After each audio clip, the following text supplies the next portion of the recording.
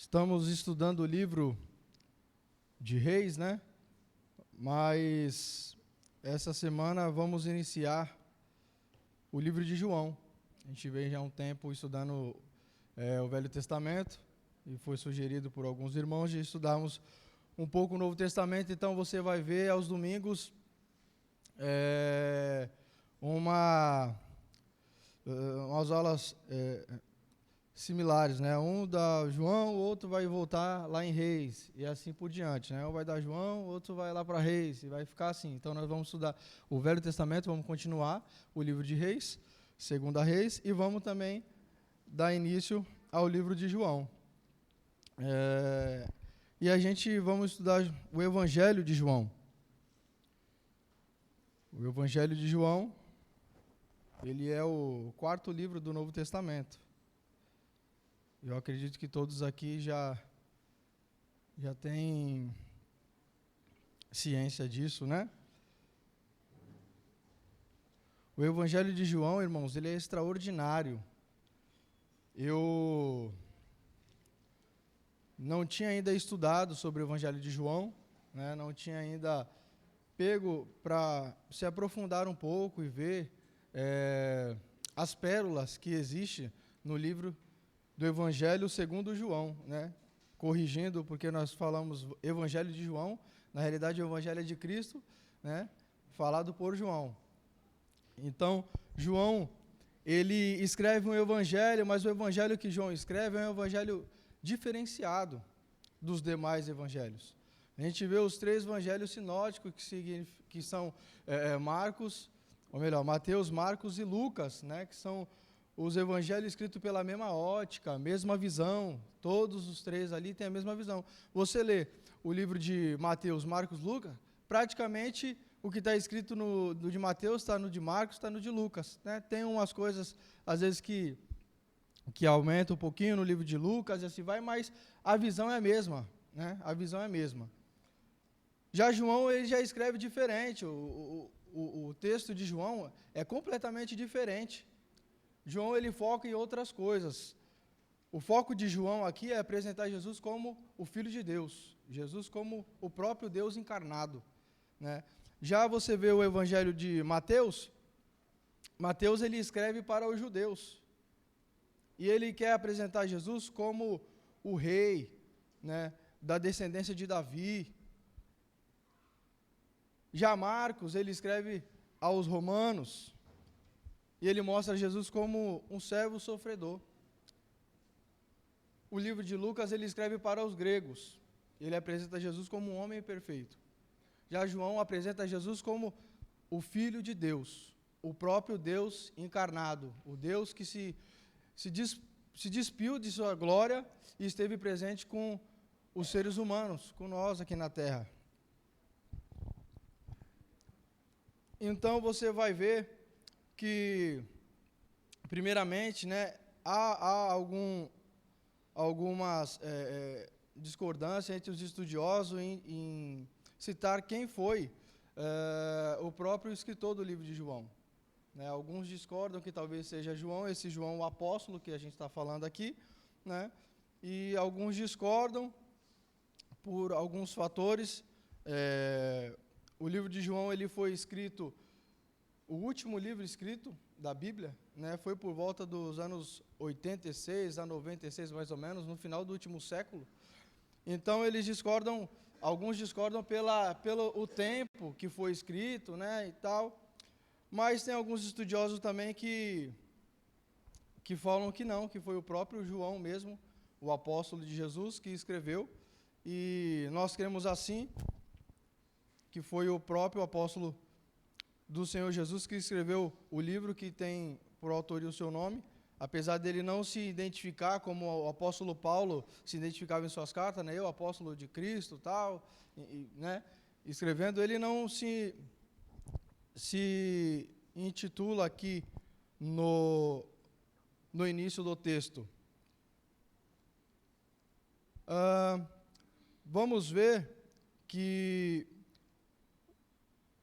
o fato de algumas pessoas discordarem pela idade, né, do apóstolo João, é por ele talvez estar já muito velho Mas alguns estudiosos também dizem que, na realidade, João, quando ele começou a seguir a Cristo, ele era um adolescente, né? A gente não sabe dizer se realmente isso é verdade, se ele era um adolescente, né?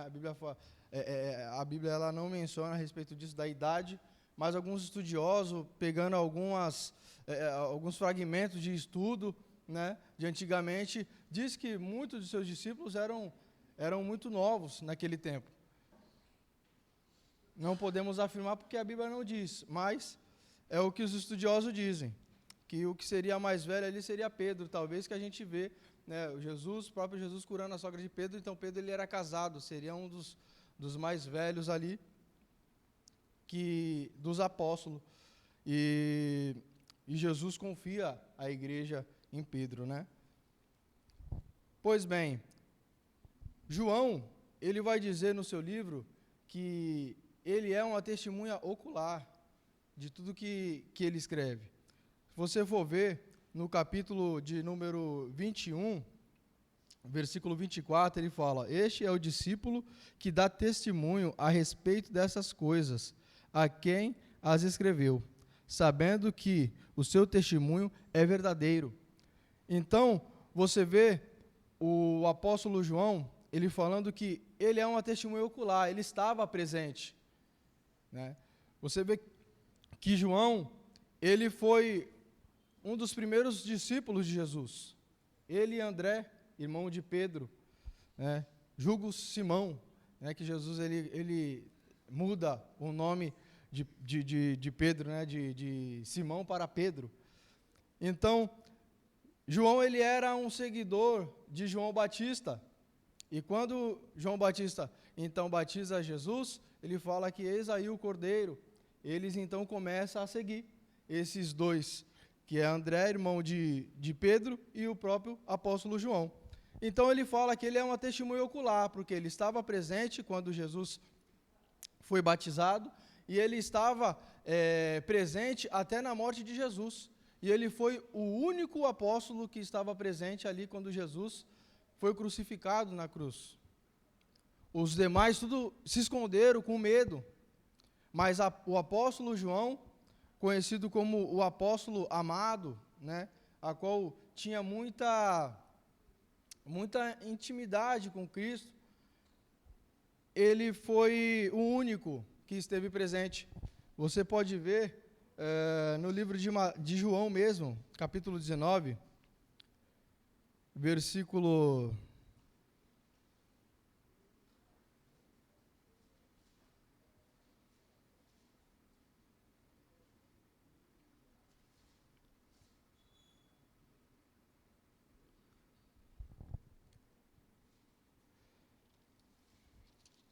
Na realidade, irmãos, no capítulo 19, versículo 35, ele vai estar aqui novamente confirmando a veracidade dele estar sendo uma das principais testemunhas ocular, que ele fala: aquele que isto viu, testificou, sendo verdadeiro o seu testemunho. Ele sabe que diz a verdade, para que também vos creais. Então, o apóstolo João aqui, ele está mais uma vez falando que aquele que viu, testificou, falando da testemunha ocular dele. Nós vamos ver que quando Jesus, ele está na cruz do Calvário, que está só apenas João e Maria Madalena, você vai ver a mãe de Jesus, né, Maria lá presente, ele fala para João, que é o único apóstolo que está ali com ele na crucificação: ó, João, essa é a sua mãe, cuide dela. Maria, esse é seu filho, né? Então, Jesus, ele confia, talvez por essa proximidade, João, ele é filho de Zebedeu e de Salomé. Salomé, alguns estudiosos dizem que provavelmente era parente de Maria, prima de Maria. A Bíblia também não fala a respeito disso, mas alguns estudiosos dizem dessa proximidade. Então, pode ser possível que João, ele seja um primo de Jesus, assim como foi João Batista também, né? Para quem não sabe, João Batista, ele é filho de Isabel, primo de Jesus. Eu estava até conversando, saindo um pouco aqui, apesar que está incluso também, vamos falar de João Batista aqui. João Batista, eu estava perguntando para alguns irmãos outro dia aí, se a pessoa sabia quantos anos João Batista tinha quando faleceu, porque nós temos uma visão de algumas pessoas, alguns personagens da Bíblia, de pessoas muito velhas, né? Quando a gente fala sobre João Batista, pergunta, irmãos, quantos anos João Batista tinha quando morreu? Não sei, devia ser um velho. A Bíblia fala que ele vestia uma pele de animal e amarrava ali, né? E tu tem uma visão de uma pessoa velha, de uma pessoa já mais idosa. João Batista, já viu um senhor, né? Não vou usar ninguém aqui como exemplo da congregação, para não causar constrangimento, né? Mas você imagina um senhor andando aí com, não sei, um cajado na mão, né? Já bem mais velho. Mas você vê no livro de Lucas falando que a diferença de João Batista para Jesus era de 6 meses, não é verdade?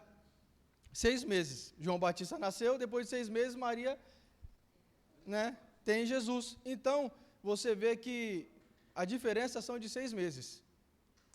Jesus, ele morre com quantos anos, irmãos? 33, né? 33 anos ali. Aí, você vê que João Batista, ele é 6 meses mais velho que Jesus. Vamos lá, quem é bom de matemática aí vai, né, chegar bem próximo. Então, você vê que João Batista, se ele morreu primeiro que Jesus morreu com 33 anos e meio ali, mais ou menos. Você vê que João Batista morreu antes do 33. Então, João Batista tinha em média o quê? 31, 32 anos, mais ou menos aí, quando morreu. Então, essa visão de que João Batista era um velho, você já não vai ter mais. Porque, 30 anos aí, tem essa pessoa que fala com você, né? Então, eu não sou tão velho assim, né, irmão? Na realidade, eu me considero bem jovem. Sim, era considerado um adulto já, né? Alguém que podia... Jesus mesmo iniciou seu ministério aos 30 anos, né? Como mestre e tal. Então, você vê que eles tinham 30 anos ali como uma idade já adulta, né? Uma pessoa que podia ser um rabi, um mestre, né? Ensinar ali os outros. Então, João Batista, ele tinha mais ou menos essa idade, irmãos, 31 anos, 32 anos, quando ele morreu. Por isso que eu falo para vocês que tem muito mais conteúdo para ver mais ou menos a idade, assim, histórica, eu digo, porque na Bíblia não fala a respeito da idade, né? A gente de Jesus também não fala, que a gente vê no livro de Lucas falando que Jesus, ele inicia o seu ministério ali dos 29 por 30 anos, entendeu? E a gente vai contando ali as festas que ele participou, né? A Páscoa, de 1 em 1 ano, e ele morre na terceira Páscoa, então você deduz, 29, né? Com mais, então dá 33, ele estava ali de 29 por 30, então você vai deduzindo, fazendo esses cálculos assim, e é isso que o pessoal que estuda, aprofunda a Bíblia, eles vão pesquisar para poder passar, né? Que nem fala que o Evangelho de João foi escrito nos anos ali 86 a 96, mais ou menos ali, né? A margem de erro, no final do primeiro século. A Bíblia, ela também não fala a respeito disso, eles vão pegando fragmentos, né? Pegando pedaços de texto, algumas talhas onde era escrito, algumas coisas assim, e vão encaixando ali, né? E também onde eles chegam mais ou menos na idade dos apóstolos, que tem a teoria que fala que alguns apóstolos, né, a maioria deles eram adolescentes, eram jovens, pessoas bem novas, né? Então,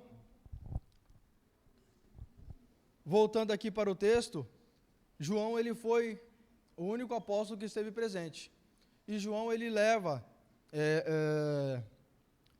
Ele está presente ali na crucificação. Jesus fala, essa é a sua mãe, falando de Maria, confiando Maria. Provavelmente o José já tinha morrido, né? Então Jesus, ele confia a Maria a João, fala, essa aqui será a sua mãe, né? João, ou melhor, Maria, esse aqui será o seu filho. e a Bíblia fala que João leva ela para casa, né? Ou seja, ela vai morar com ele, ele adota ela como uma mãe e cuida dela. E grande parte da vida de João, depois da destruição ali de Jerusalém, João ele está em Éfeso, né? Ele vai para Éfeso, lidera ali uma das maiores igrejas na Ásia Menor. Você vai ver que João ele foi preso, levado para a ilha de Patmos, é onde que ele escreve o livro de Apocalipse. E alguns estudiosos dizem também que depois de um certo tempo, João ele foi solto e ele volta para Éfeso, e é onde que provavelmente ele escreve esse livro de João. E o propósito disso, dele escrever esse livro, é porque tinha muitos ensinamentos correndo errado já, né? Muitos ensinamentos. Você vê ali o próprio livro de Apocalipse, quando ele escreve para as 7 igrejas na Ásia, ele vai estar falando sobre essa loucura que eles estavam vivendo, de pessoas pervertendo o evangelho de Cristo. Né? Uns estavam participando, mas não acreditavam que Jesus era o Filho de Deus. Outros traziam que não precisa da circuncisão. Então estava aquela salada de fruta toda, e os evangelhos sinóticos, ele se preocupa em escrever sobre a genealogia de Jesus, sobre a infância de Jesus. A gente só vê quando fala dele dos 12 anos, quando ele está lá no templo ensinando, né? Você vai ver, falar sobre os milagres. Jesus fez muitos milagres, Jesus fez isso, fez aquilo, né? E João, ele se preocupa em escrever esse evangelho, e esse evangelho que ele escreve é um evangelho universal, um evangelho tanto para os judeus quanto para os gentios, trazendo que Jesus é o próprio Filho de Deus, o próprio Deus, o Deus encarnado. Então, a preocupação de João é trazer esse evangelho para que, naquele tempo, que João aí tinha em média, né, alguns falam 80 e poucos anos ali mais ou menos, já era bem idoso, né, nessa idade, considerando os recursos, né, irmãos, naquele tempo. Hoje em dia, às vezes a gente vê alguém com 80 anos ainda está, né, tá razoavelmente ali, né, consegue ainda andar, né, fazer alguma coisa, jogar uma bola, né? A gente tem o Enio, né, Adalto? O Enio tem praticamente isso já, né? Quase 80 anos, né? 80 e pouco, né? E gosta de jogar um futebol lá na piscina. Então você vê que ainda tem, mas naquele tempo era bem precavido de recurso. Então, João ele se preocupa em escrever esse evangelho para as pessoas que estavam se convertendo a Cristo e não sabia quem era Cristo. Eles eram novos, estavam se convertendo ali, tá? Eu escuto falar de um Jesus que era Filho de Deus, que viveu aqui na Terra, mas eu não sei se é verdade. Eles estavam na mesma condição que nós hoje em dia, que a gente crê, e Jesus ele fala, bem-aventurados são os que não viram, mas creram. Somos nós. Ninguém viu aqui Jesus, mas nós cremos que ele veio um dia e que ele há de voltar. Então, João, ele se depara com esse grupo já. Ele já está no final do século, no final do primeiro século. Então, muitas pessoas foram se convertendo, mas não sabia quem era o Cristo, quem era Jesus, a história de Jesus, né? Então, ele se preocupa em escrever esse texto para essas pessoas também, dizendo que Jesus é o próprio Deus encarnado. Jesus é Deus.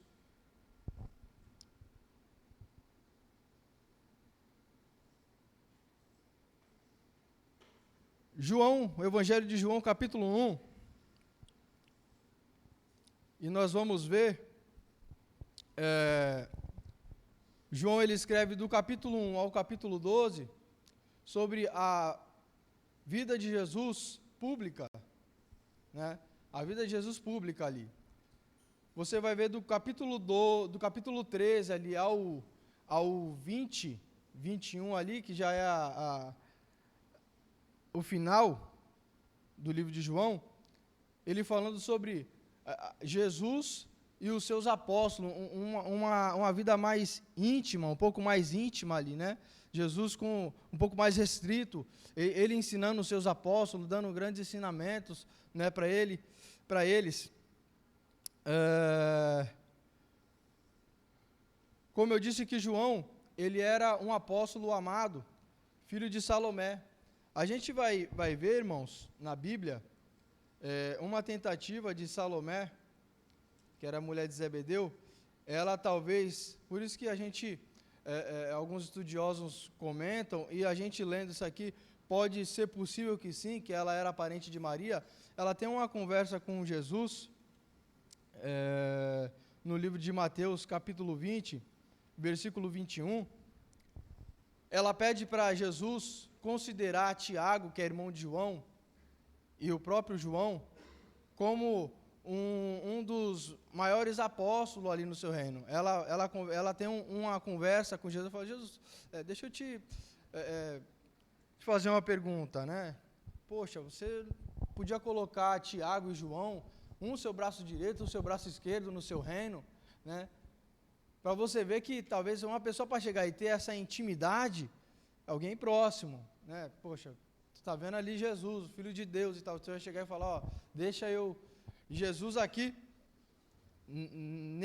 nessa época aqui, Jesus ele já estava perto de morrer já estava a caminho da crucificação, né? Ele já tinha passado por Jericó, né? Você vai ver que Jesus ele já tinha ressuscitado Lázaro depois de 4 dias, porque da ressurreição de Lázaro até a morte de Jesus faz mais ou menos uns 5 dias que demorou ali para poder Jesus ser crucificado, entendeu? Então, ela chega para Jesus e fala: Jesus, põe meus filhos, né, entre aspas, seus primos, um com o seu braço direito e o seu braço esquerdo. Aí Jesus fala: isso não cabe a mim, né? Então você vê que ela estava querendo influenciar de alguma forma Jesus para que João e Tiago, que eram irmãos, ser braço direito dele ali. Mas nós vemos que João ele foi um apóstolo muito querido. Tanto João como Tiago e Pedro foi um dos apóstolos mais próximos de Jesus. Você pode ver na Bíblia, quando Jesus ele vai no Monte da Transfiguração, quem é que ele chama para acompanhar ele? Pedro, Tiago e João. Quando Jesus ele vai curar a filha de Jairo, quem é que ele chama? Ele fala para todos ficarem ali, mas ele chama Pedro, Tiago e João.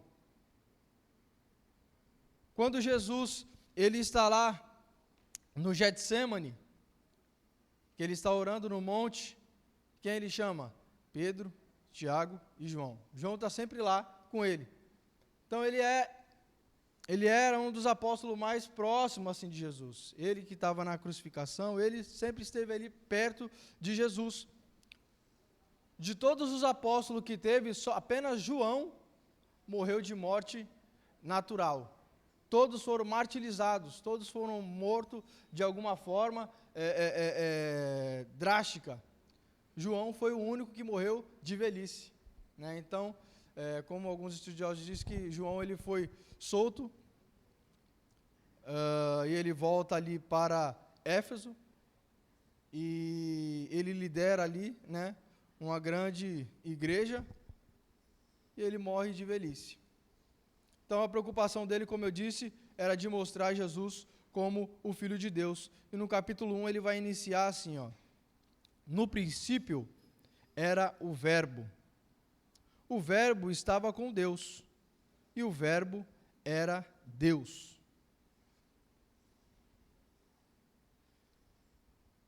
João ele inicia o seu texto e de uma forma gloriosa, uma forma extraordinária, ligando o texto dele com o Gênesis lá no início. No princípio ele era o Verbo.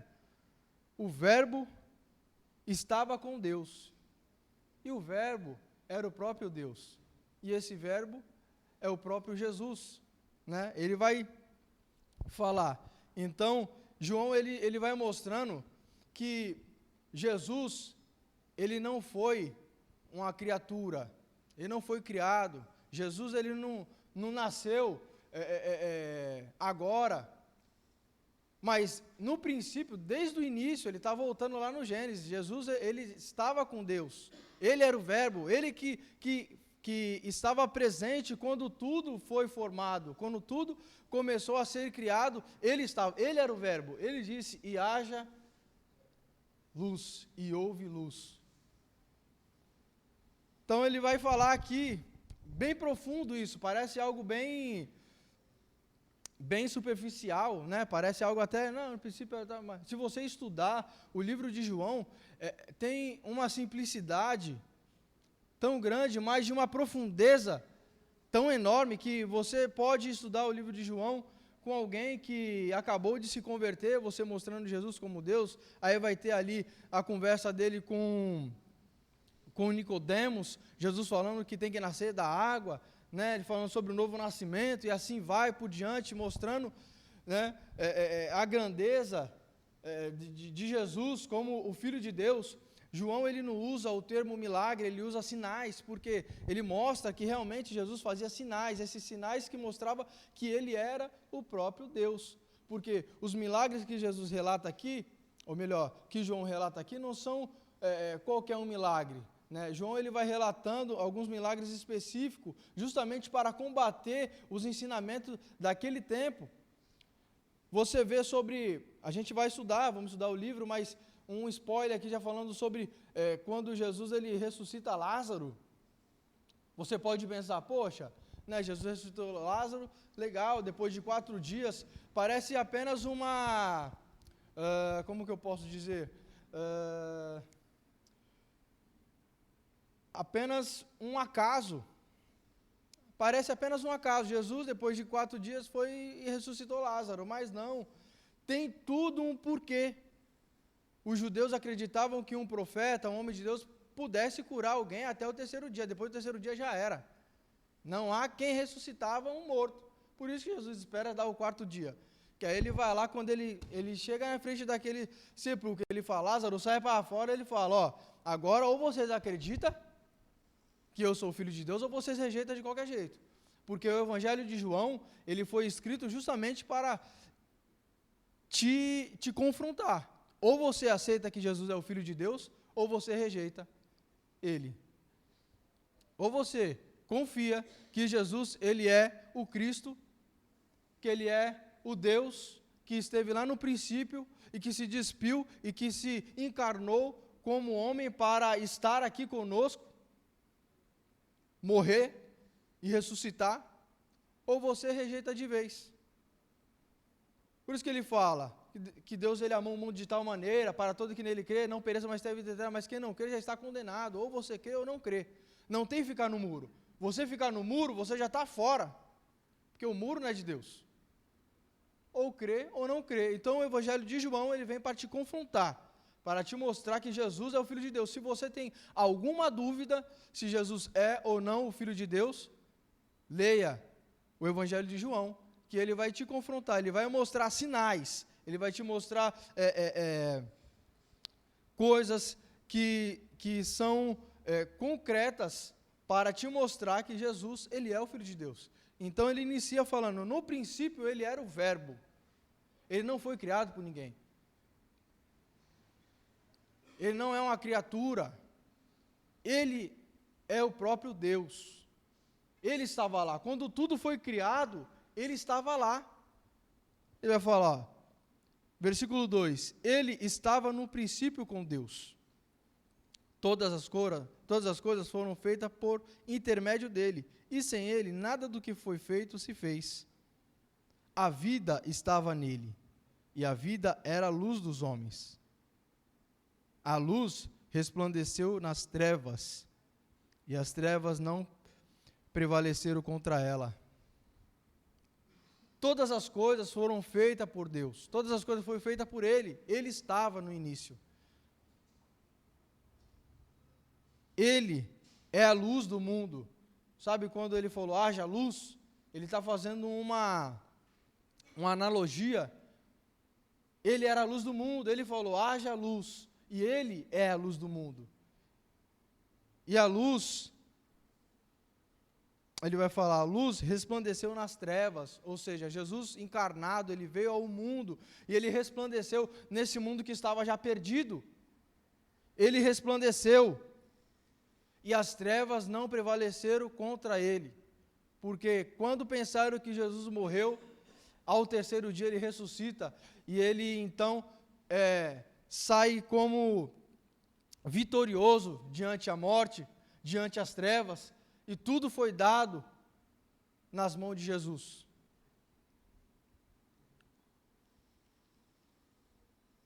João, ele se preocupa a dizer isso para os leitores desse evangelho. Ele é o Deus, ele estava no princípio, ele criou todas as coisas, a vida estava nele,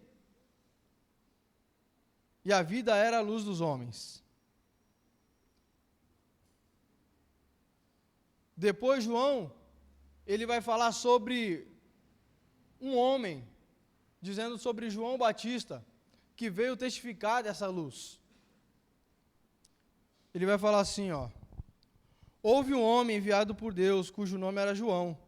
Este veio como testemunha, para que testificasse a respeito da luz, a fim de todos virem e queiram por intermédio dele.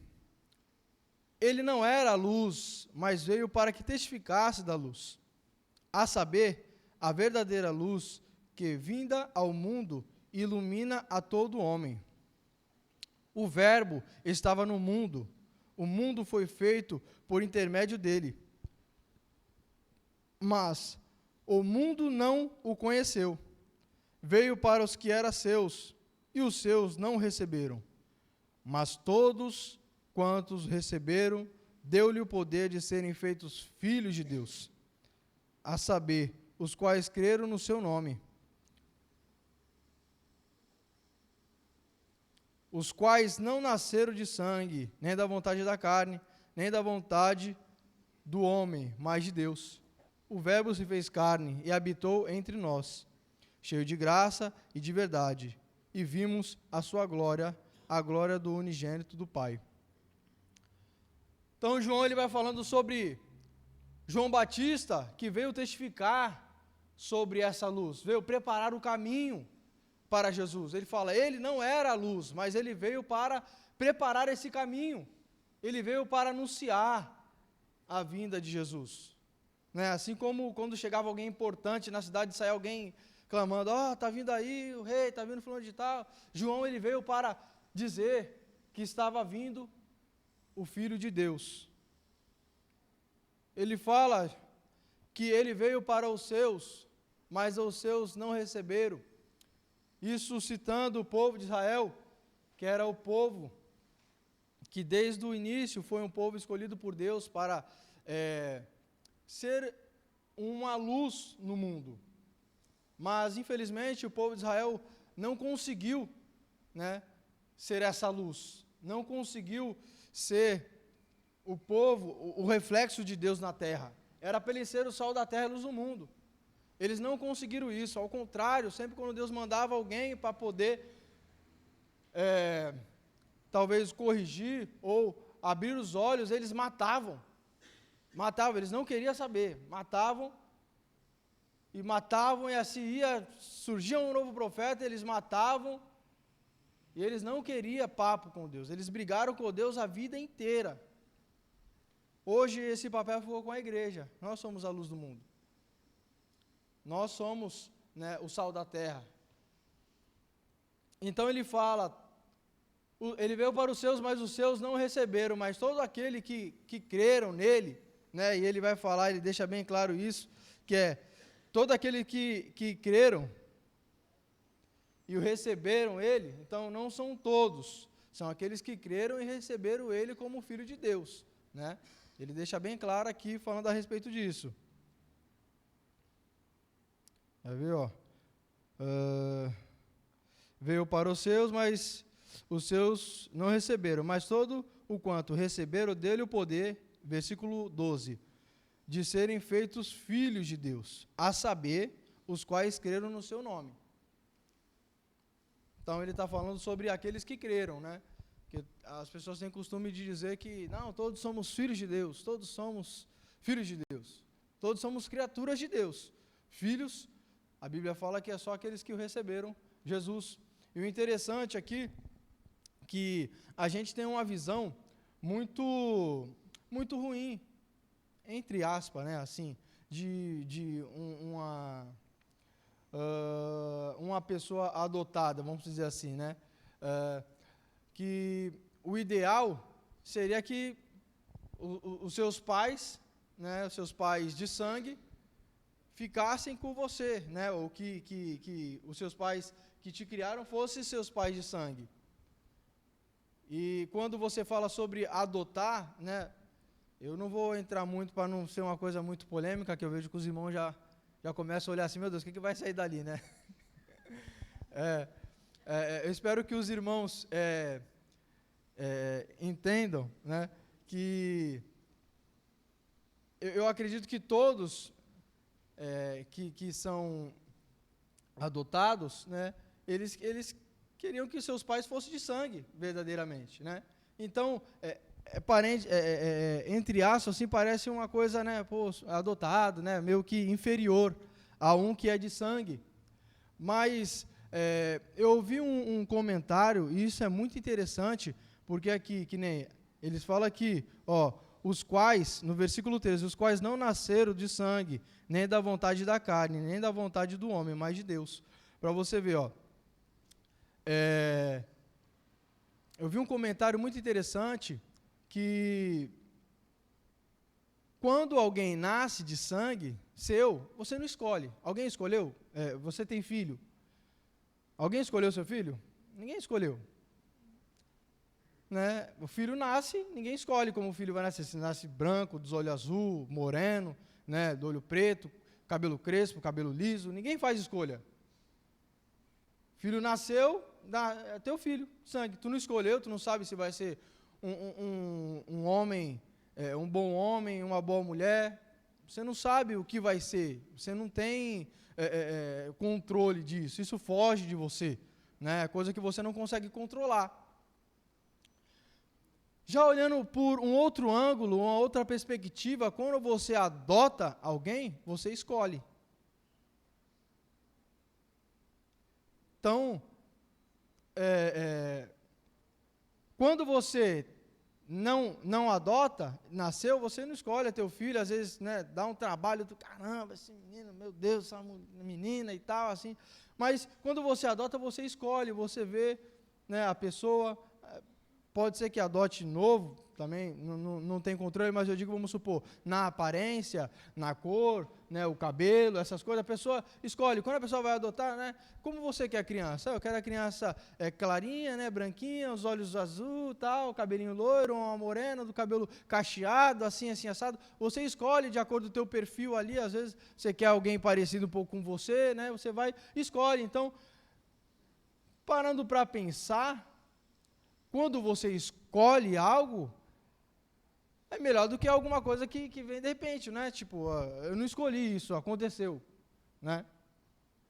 Que aí você não coloca a culpa, como Adão fez lá no Gênesis, né? Ah, Senhor, a mulher que tu me deu, ó. Não tive escolha, tu me deu só ela, e ó, o que aconteceu? Tá vendo? Eu não tive escolha. É por isso que, às vezes, a gente vê, eu vi alguns jovens, né? Esse dia eu trabalho como motorista, né? De aplicativo, e eu levando uma moça, e ela estava falando, eu estou esperando Deus mandar o meu varão, né? Eu estou esperando Deus mandar o meu varão, e estou esperando em Deus, e estou assim, não, Deus não sei o quê, e tal, eu falando, eu só olhando, né? Eu falei, mas você sabe que a responsabilidade é sua, né? Não é Deus que vai escolher o teu varão, quem vai escolher o teu varão é tu, porque quem vai morar com ele a vida inteira vai ser tu, não vai ser Deus, né? É tu que vai conviver com ele. Então, ele vai ser o teu varão. Se você escolheu ele, é ele que vai ser. E ela a sua varoa também. Então, justamente para não acontecer, eu falei para ela, justamente para não acontecer que nem aconteceu lá no Gênesis. Ó, Senhor, ó a mulher que tu me deu aí. Ó. Primeira coisa que vai acontecer com a gente, se der alguma coisa errada, foi a mulher que tu me deu. Eu não escolhi. Tu que me deu ela, tá vendo? Por isso que tá assim, ó. A gente tem esse costume de não se responsabilizar pelas nossas escolhas. A gente sempre quer terceirizar as nossas escolhas, né? Não tive muita escolha, né? Eu fazer o quê? Era o que tinha, eu fui, era o que tinha. Não tive muita escolha. Era isso ou aquilo, então, Então, é mais ou menos isso. A gente gosta de terceirizar, de passar responsabilidade, mas não, a responsabilidade é nossa. Eu esqueci uma frase que tinha lá quando eu fiz o campus, né, que era os 3 R's, de que fala sobre responsabilidade, eu não lembro agora, mas que fala que é intransmissível, né, você não pode transmitir, a responsabilidade é sua, ou seja, é sua. Você escolheu. Então, voltando aqui para o texto, você vê ele falando que todos que creram e receberam Jesus como Filho de Deus, são filhos de Deus, foram adotados, foram enxertados nessa videira verdadeira. Nós fomos enxertados, irmãos, né? Nessa videira, a videira que é Cristo. Então, nós fomos escolhidos por Deus. A igreja foi escolhida por Deus, né? Tem algumas teorias da predestinação, mas na realidade, quando fala que fomos escolhidos, sim, fomos escolhidos. A igreja foi escolhida. Se você faz parte da igreja, você é um escolhido. Se você não faz, você não é.